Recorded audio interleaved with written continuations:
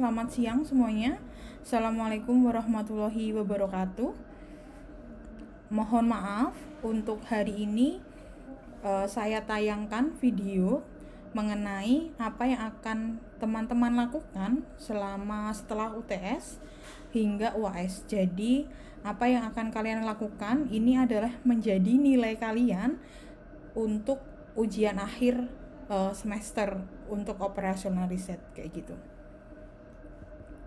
Jadi di sini teman-teman tugas besarnya itu adalah mahasiswa mampu menyelesaikan permasalahan berdasarkan project dan problem based learning.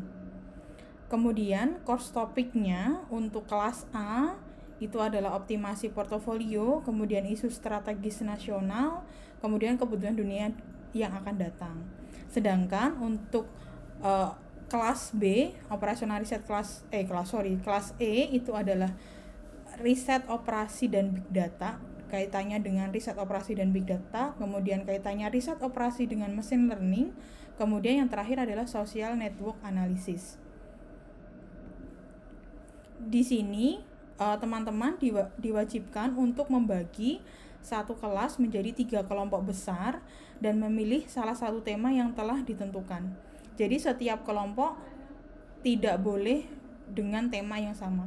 Misalkan kelompok 1 itu sudah tentang riset operasi dan big data, berarti tidak boleh ada kelompok lain yang menggunakan riset operasi dan big data. Kayak gitu. Kemudian setelah itu kalian perlu mencari referensi atau mencari masalah-masalah yang terkait dengan tema tersebut dan diselesaikan.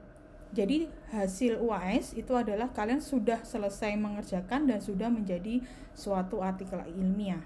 Nah, setiap kelompok akan progres setiap minggunya dengan cara presentasi. Pada saat presentasi progres, di depan itu dijelaskan kelompoknya siapa aja, misalkan ada 10 atau 13 orang, nanti si A itu bagiannya apa, si B nama dan NIM-nya sekian itu bagiannya seperti apa. Jadi dijelaskan secara detail sehingga tidak ada yang tidak mengerjakan. Bukan hanya satu orang aja yang ngerjain, tetapi harus semuanya ngerjain kayak gitu. Makanya kenapa di note ini dijelaskan setiap progres harus dijelaskan pembagian tugas dan porsi dari setiap anggota dalam menyelesaikan tugas tersebut. Jika ada kelompok atau ada anggota yang tidak ikut mengerjakan, ya berarti tidak diperkenankan untuk ditulis atau tidak diperkenankan untuk presentasi setiap minggunya. Kemudian ini adalah gambaran umum tugasnya untuk kelas E. Karena kita baru bertemu hari ini, jadi teman-teman langsung 2 kali kerja, yaitu yang pertama adalah list kelompok, kemudian menentukan judul dari tema tadi, ditentukan judul, terus kemudian menentukan referensi utama. Kadang kalian juga bisa judul itu kalian cari dulu referensi utamanya, baru menentukan judulnya, bisa seperti itu. Jadi nanti tugasnya itu adalah membuat artikel ilmiah yang setiap minggunya itu akan ada progres. Kalau misalkan saya nggak bisa hadir melalui online kayak gitu, bertemu kalian secara langsung, kalian bisa seperti saya sekarang, yaitu membuat videonya, terus kemudian kalian share ke saya untuk dinilai dan dikomentari. Oke, tanggal 22 Desember itu adalah kalian setelah melis terus kemudian menentukan judul, kemudian kalian sudah menentukan latar belakang dan tinjauan pustaka. Nah, di latar belakang dan tinjauan pustaka ini akan dipresentasikan pada tanggal 28 Desember kayak gitu. Dan seterusnya, kalian bisa cek sendiri untuk tanggal-tanggalnya. Nanti presentasi akhir itu adalah pada waktu UAS. Jadi kalian tidak ada UAS ya, nilainya adalah dari ini. Saya ingin melatih kalian untuk menyelesaikan suatu masalah, yaitu problem based learning ini namanya, atau project based learning. Jadi kalian secara langsung menyelesaikan hal yang ada dengan ilmu-ilmu yang sudah kalian peroleh. Nah, referensi utama bisa diambil dari mana? Referensi utama itu adalah artikel terdahulu.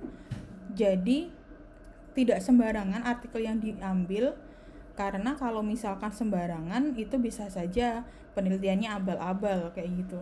Bisa saja data yang dipakai nggak valid tetapi dipublish. Makanya untuk itu referensi utama teman-teman itu adalah Skimago. Jadi teman-teman bisa cek skimago.apa gitu kalau nggak salah, .com kalau nggak salah. Itu kemudian dicari yang jurnalnya itu Q1 atau Q2. Paling tidak itu adalah 5 referensi utama yang dapat dari sana. Itulah mengapa teman-teman kelompok kalian besar sekali, yaitu 13 orang misalkan ya, atau 10 orang kayak gitu, atau bahkan lebih dari itu. Karena kenapa? Karena mencari referensi utama atau mencari awal, setelah kalian menemukan masalah terus kemudian mau mencari referensi utama, jadi masalah ini mau diselesaikan secara bagaimana itu dengan menggunakan referensi utama itu susah. Ini beda dengan makalah ya. Ini adalah membuat artikel ilmiah, atau kalian mengambil data atau mengambil referensi state of the art-nya, gap-nya itu dari artikel-artikel terdahulu kayak gitu. Dan saya maunya referensi utamanya itu adalah Skimago kalau nggak Q1 dan Q2, atau Design Direct, Springer, Taylor, dan Sage. Jadi referensi utama atau artikel ilmiah yang harus kalian cari itu adalah yang berbahasa Inggris, bukan yang berbahasa Indonesia kayak gitu. Setelah kalian menemukan masalah kemudian menentukan referensi utama, baru kalian akan bisa menyusun yang namanya latar belakang dan seterusnya. Bu, bagaimana dengan metodenya? Metode yang dipakai adalah yang berkaitan dengan riset operasi. Nanti kita akan diskusi tentang metode penelitian yang digunakan dan bagaimana caranya, nanti akan saya bantu dengan menggunakan software R. Nah, ini adalah gambaran umum tentang artikel ilmiah. Jadi artikel ilmiah itu adalah sebenarnya ringkasan atau singkat, nggak setebal skripsi, nggak setebal tesis, atau nggak setebal disertasi. Tetapi artikel ilmiah itu kayak hanya 6-10 lembar seperti itu, tapi kaya sekali akan informasi. Dan ingat teman-teman, kalian nggak boleh mempublish yang sebenarnya nggak kalian lakukan, atau sebenarnya penelitian ini nggak ada, datanya nggak ada, dan seterusnya. Itu nggak boleh. Karena kenapa? Karena itu pertanggungjawabannya besar, dan pertanggungjawaban kepada yang membaca artikel kalian juga besar, karena data kalian kan nggak valid. Oke, kita balik ke artikel ilmiah. Nah, artikel ilmiah ini yang pertama itu ada judul, jelas. Judul itu adalah dibuat dengan singkat dan menggambarkan isi. Di sini jelaskan bahwa judul itu jelas, informatif, dan menarik, serta penting untuk dikaji. Kemudian merepresentasikan isi dan keluasan dari suatu kajian. Kemudian jangan lupa ada autor, siapa aja yang nulis kayak gitu. Kemudian ada abstrak. Abstrak ini adalah ringkasan permasalahan, pendekatan, dan pemecahan. Jadi masalahnya apa, didekati dengan bagaimana, dan hasilnya seperti apa, itu adalah di abstrak. Kadang kita perlu menonjolkan detail-detail penting yang ada di dalam abstrak, kemudian hasil yang disajikan dengan terinci, terdapat dalam teks dan konsisten, kandungan isi sama dengan teks. Biasanya abstrak dan kesimpulan itu terakhir-terakhir menulisnya. Karena abstrak sama kesimpulan nanti isinya adalah mulai dari awal sampai akhir. Kalau kesimpulan itu menyimpulkan, kalau abstrak itu gambaran umum atau ringkasan dari yang ada kayak gitu. Kemudian di introduction. Nah, di introduction ini ada 2 teman-teman. Ada yang langsung jadi satu antara latar belakang dan literatur review, ada yang dipisah antara latar belakang dan literatur review. Nah, introduction ini biasanya adalah masalahnya tentang apa, kenapa ini penting masalah tersebut, kemudian variabelnya yang digunakan itu apa aja. Itu di introduction. Kemudian ada secara tersirat itu ada rumusan masalahnya. Kemudian yang ini yang terpenting, yaitu state of the art. Jadi berapa banyak sih yang meneliti tentang hal tersebut dan gapnya seperti apa dengan kalian. Itulah bedanya artikel ilmiah sama makalah. Kalau makalah kan pendapat ya, kalau ini pure penelitian. Makanya tadi kenapa referensi utama kalian harus referensi yang terbaru, bukan referensi yang sudah 1980-an misalkan kayak gitu kalian pakai. Apalagi kalau kalian fokusnya di bidang ekonomi, itu sangat berkembang, sangat luas, baik itu entah manajemen maupun di akuntansi, keuangan dan sebagainya. Kemudian material and method ini biasanya adalah metodologi. Jadi di metodologi itu kalian menampilkan kalau misalkan orang lain pengen menggunakan hal yang sama, metode yang sama dengan kalian, mereka akan bisa. Jadi akan bisa direplika ulang dengan orang lain meskipun objek penelitiannya berbeda kayak gitu. Makanya penting itu yang namanya metode dan material. Kemudian dideskripsikan dengan jelas. Nah, makanya itu ada catatan mudah diulang kembali. Jadi kalau misalkan dia nggak mudah diulang kembali, misalkan kalian keep ya, udahlah ini metode saya kayak gitu, ya kalian lah terus buat apa dipublikasi kalau kalian nggak nge-share metode yang kalian gunakan itu yang seperti apa kayak gitu. Nah kan mengulang kembali persis seperti yang Anda lakukan. Kemudian ada result. Biasanya result ini dipisah antara result dan discussion. Ada juga yang digabung jadi satu. Result itu apa sih? Result itu adalah tampilan temuan Anda, tampilkan data yang mewakili. Jadi kalau misalkan hasil output dari R, SPSS dan seterusnya itu masuknya di result. Misalkan signifikan, nggak signifikan, itu masuknya adalah di result. Ada grafik, ada tabel dan seterusnya. Kemudian discussion ini adalah makna atau membahas temuan dan jangan mengulang temuan. Jadi maksudnya hasil dari software itu apa sih kayak gitu. Nah itu adalah di discussion. Jadi adalah mengalir dari desain, metode, hasil, kemudian penonjolan bukti penting, penafsiran hasil yang tidak menyesatkan atau misalkan muter aja dari kayak gitu. Nah itu tidak diperbolehkan. Terus kemudian keterbatasan kajian diungkapkan, analisis statistik dikemanai secara fisis, ada penilaian hasil secara perspektif, implikasi praktis dan teoritis. Jadi ada, kalau di manajemen itu biasanya implikasi manajerial, jadi penelitian kalian itu sebenarnya berguna nggak sih kayak gitu, dan kalau bergunanya seperti apa di manajerial. Nah itu namanya implikasi manajerial. Kalau teoritis itu berarti terkait dengan keilmuan, apakah itu menjadi temuan baru di keilmuan kalian atau menjadi perkembangan dari keilmuan yang lain misalkan kayak gitu. Kemudian di conclusion atau future research itu ditulis temuannya, terus kemudian dikasih kesimpulannya apa dan dikasih saran. Kadang kenapa sih kok ada future research? Karena keterbatasan kita. Misalkan kita penelitian tentang saham kayak gitu ya, ternyata yang kita ambil hanya saham di Indonesia misalkan kayak gitu, itu kan keterbatasan. Atau kita ambil saham-saham yang bagus kayak gitu. Nah itu kan menjadi batasan masalah yang ada di penelitian. Itu bisa dijadikan future research bagi orang lain yang ingin mengembangkan hasil dari artikel kita kayak gitu. Kemudian reference tentu penting, yaitu daftar pustaka. Ini adalah hal-hal yang perlu diperhatikan teman-teman. Ada isi lengkap, kosakata memadai, dan teks ditulis benar dan mudah diikuti.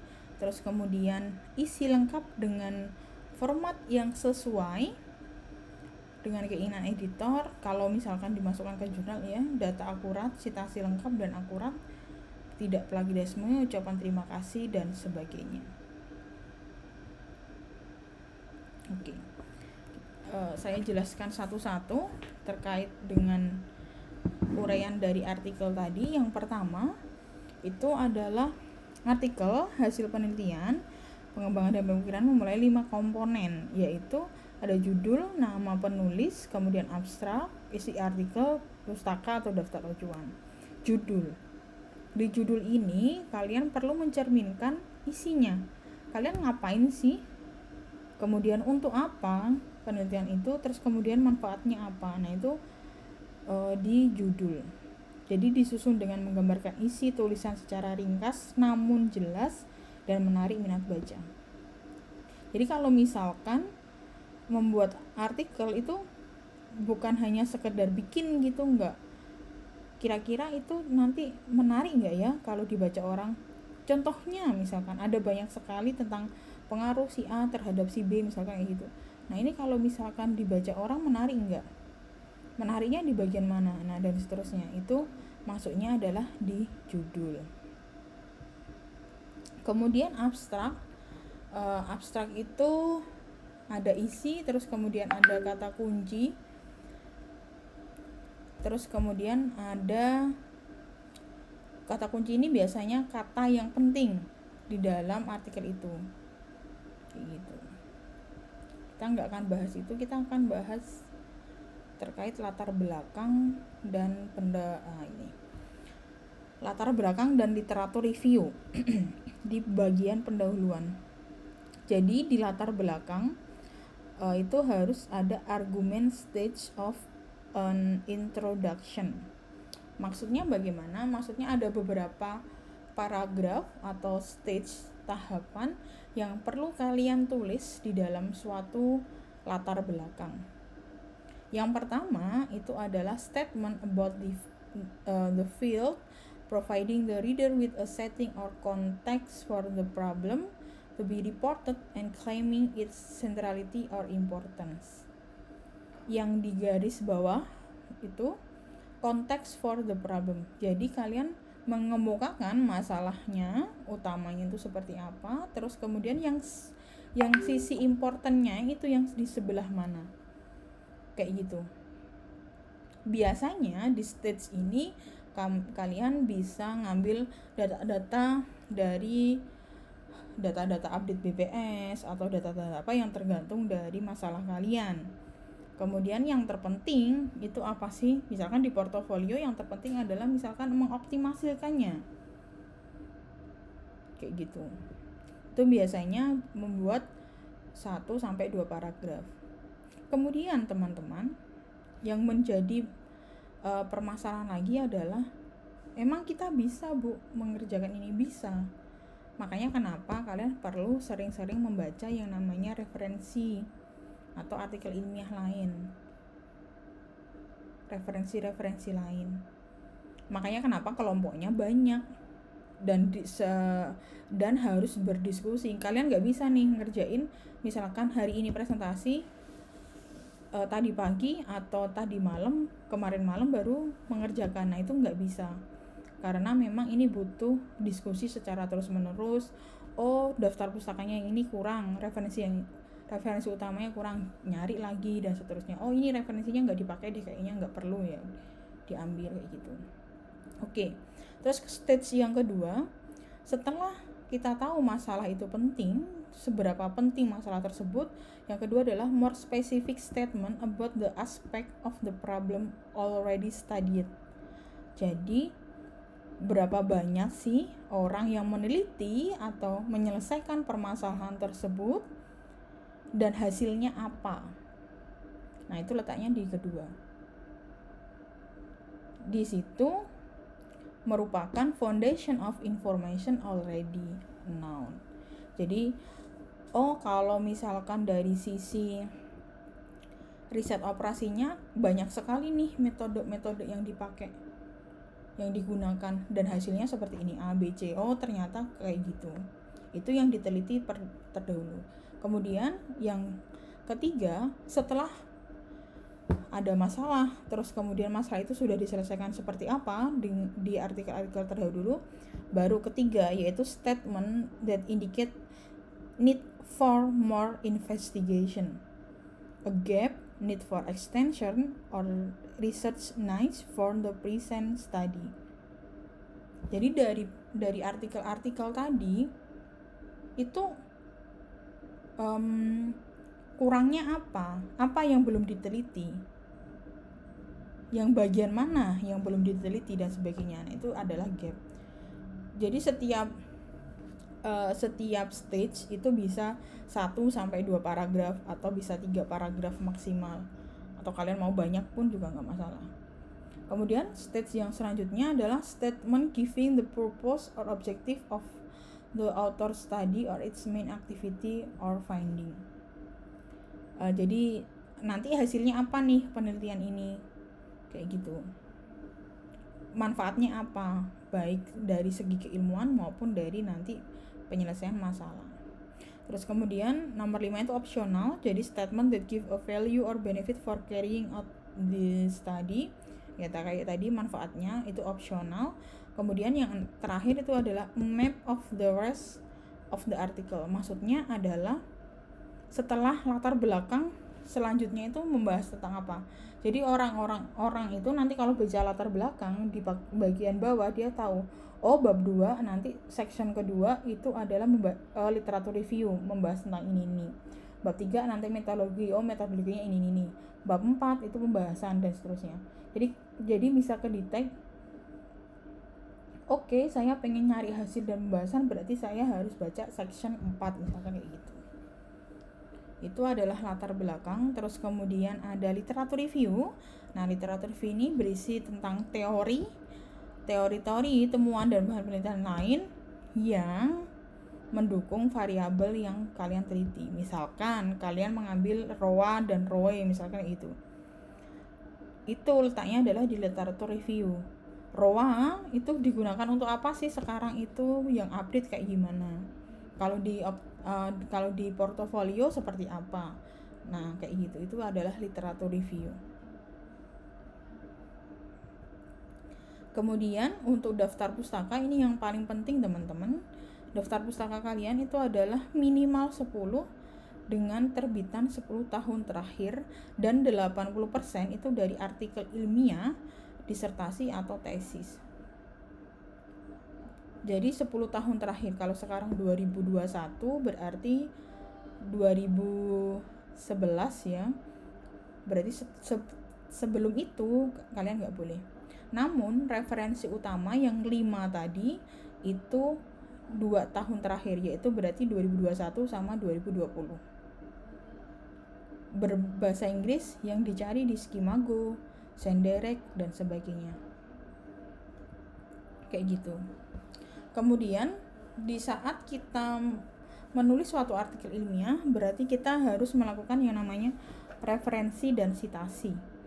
Digunakan untuk apa sih ini referensi dan sitasi? Yang pertama itu memberikan apresiasi. Jadi karena kita mengambil informasi dari artikel yang sudah dipublish, kita memberikan apresiasi ke yang membuat artikel tersebut. Makanya apresiasi. Terus kemudian meyakinkan pembaca. Jadi kalau misalkan saya tanya, memang hal tersebut jarang diteliti kayak gitu. Kalau misalkan kalian nggak punya referensinya, ya berarti kalian nggak bisa menjawab hal tersebut. Makanya kenapa meyakinkan pembaca itu penting melalui referensi atau artikel-artikel ilmiah yang kalian masukkan ke dalam artikel kalian. Kemudian menunjukkan kepada pembaca tentang tradisi penelitian tadi, kayak penelitian terdahulu. Terus membuat pembaca untuk mengikuti atau mengembangkan penelitian. Jadi maksudnya di sini adalah kalau misalkan dia tertarik dengan artikel yang sudah kalian publish, dia bakal mencari sumber-sumber lain selain artikel kamu untuk dijadikan referensi mereka dan dikembangkan kayak gitu. Itulah yang namanya kerjasama yang sehat atau kerjasama di suatu bidang keilmuan tertentu. Dan itu jarang banget teman-teman, makanya kita harus membiasakannya supaya nggak salah jalan. Kemudian kapan? Ya pada saat kita ngambil entah itu dalam bentuk kalimat maupun di parafrase tetap harus melakukan citasi, karena kalau artikel ilmiah itu yang terpenting adalah buktinya, apakah valid atau enggak dan sebagainya. Jangan sampai artikel ilmiah kalian dinilai rendah karena yang membaca nggak percaya dengan apa yang kalian tulis. Oke, nah itu adalah sesi terakhir tentang tentang latar belakang. Nanti mungkin Mendeley-nya akan saya bahas di saat kalian sudah presentasi dan sudah mengerjakan latar belakang dan literatur review. Demikian teman-teman untuk hari ini. Terima kasih sekali lagi. Saya akhiri. Assalamualaikum warahmatullahi wabarakatuh.